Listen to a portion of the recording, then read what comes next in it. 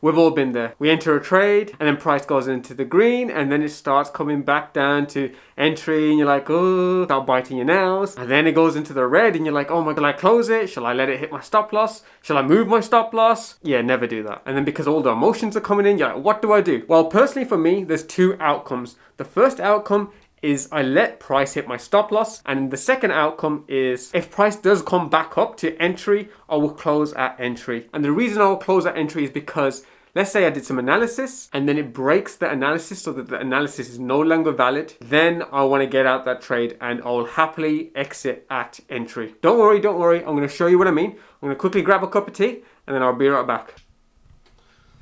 Okie dokie, got my cup of tea. Let's jump on the charts. All right then, so I'm going to keep this real brief. So, nice uptrend, and let's say you enter on this candle where there's a nice bullish candle and it's engulfing the one before it. Now, if you see price do something like this, get my little paintbrush out, it goes into the red zone and comes like that. For me, that would be totally fine. It's in the red, however, it hasn't broke structure. Now, that's okay. You just leave the stop loss there and that's it.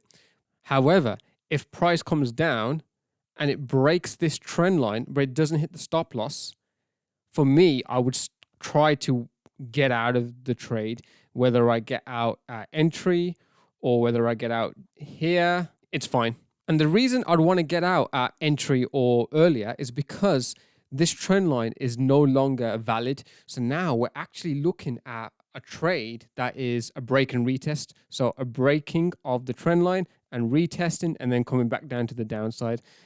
Hopefully that explains it. If the trade analysis is still valid, brilliant. If it's not valid, then that's when I'm looking to maybe just get out of it. But that's just what works for me. If you like the video, like the video. If you don't like the video, like the video.